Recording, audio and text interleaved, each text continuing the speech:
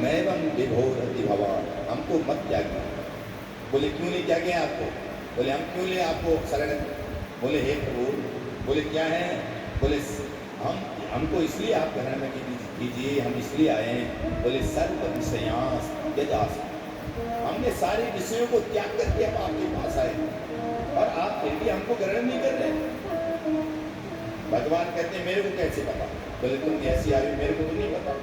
तो गोपियाँ कहते हैं बोले प्रभु हम आपके भक्त हैं। भक्त का अर्थ जानते हो क्या होता है?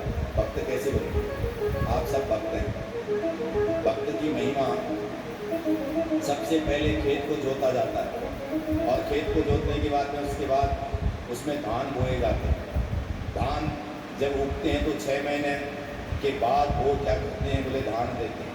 उस धान को घर में लाया जाता है और घर में लाने के बाद में धान को सबसे पहले कूटा जाता है और कूटने के बाद में फिर उसको जब पकाने की बारी आती है तो चूल्हे में चढ़ा करके उसको कुकर में सीटी भी लगानी पड़ती है। पहले के ज़माने में तो भगोनी में बनाते थे, अब तो कुकर आ गए। लेकिन ये कहते हैं बोले भक्त बनने के लिए जैसे धान खेत में से ला करके जब वो कूटा जाता है उसको अग्नि में तपाया जाता है, उसी प्रकार से भक्त बनने के लिए सबसे पहले क्या हो? बोले हृदय में भगवान की भक्ति हो। और भक्त जब बन जाता है तो भक्त के अंदर की जितने ज्ञानाभिमान, देहाभिमान और जितने भी अभिमान है सारे अभिमान भगवान दूर करते हैं और विरह की अग्नि में उसको तपाते हैं। जब वो तप जाती है तब जाकर के भक्त बनते हैं। वो हमने भी क्या किया है? बोले हमारा परित्याग मत करो, हम भी ऐसे क्या बने हैं? बोले आपके भक्त बने। भक्ता भजस्य दुर्वक्रमा तेजास्मान, हे प्रभु हमारा त्याग मत करो, हम आपके भक्त। तो इस प्रकार से जब कहते हैं तो भगवान कहते हैं कि देवियों मैं समझ गया आपकी बात, ठीक है। बोले ऐसा है तुम अभी के लिए घर जाओ। गोपियाँ कहती महाराज घर जाके क्या करेंगे? बोले ऐसा है घर हम जा ही नहीं सकते, हमारी पैर ही नहीं चली। बोले ऐसा है देवी आप नहीं जा सकते हो तो मैं तागा मंगा दूँ, रिक्शा मंगा दूँ, तुमको बैठा करके कंधे में बैठा के घर लेके छोड़ के आऊँ। बोले जाओ तुम घर, रात्रि का समय है। बोले कहीं तुम चांदनी देखने आए हो तो रात में कोई जंगल के जानवर आपको मिल गए, किसी ने खा लिया तो पेट में चांदनी निकलेगी, तुरंत घर जाओ।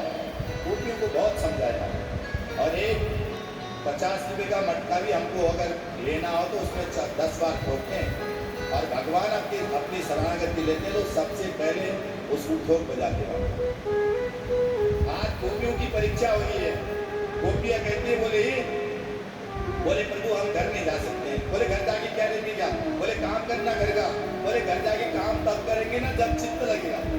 गोपियाँ चित्तम सुखेन भवतापहृतं गृहेषु यन्निर्विशद्युतकरा वपि गृह्यकृते पादौ पदं न चलति तव पादमूलात् यामं कथं रजमतो करवाव किं वा।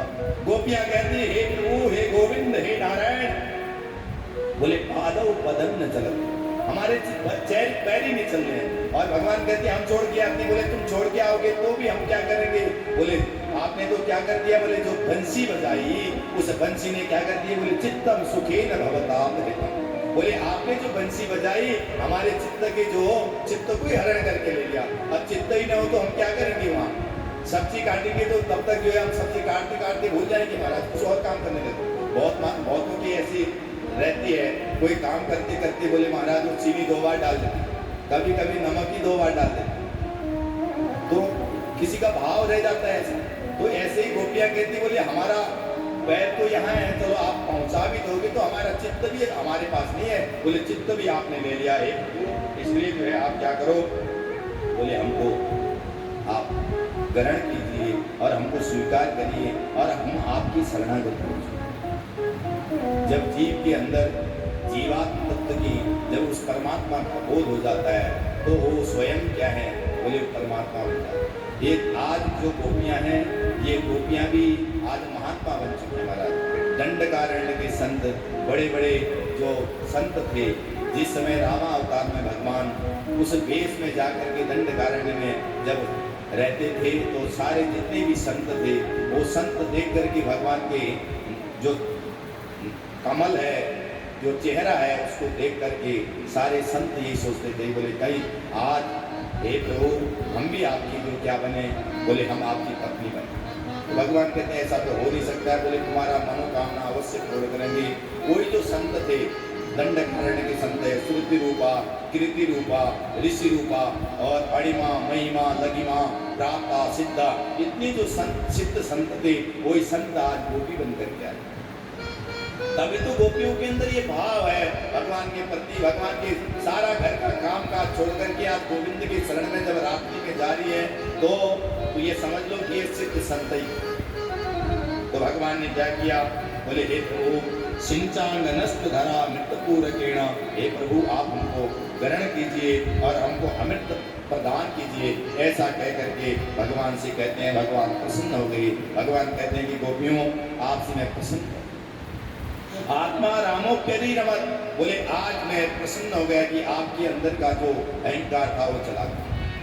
ऐसा कह करके आज भगवान क्या करने लगे, सबके साथ प्रत्येक गोपी के साथ भगवान कृष्ण बने और प्रत्येक गोपी के साथ जैसे नन्हा सा बालक शीशे के आगे अपने प्रतिबिंब को देख करके नाचता रहता है, थिरकता रहता है, उसी प्रकार से आज भगवान भी वो नन्हे से और भगवान उन गोपियों के संग में थिरक रहे वाले।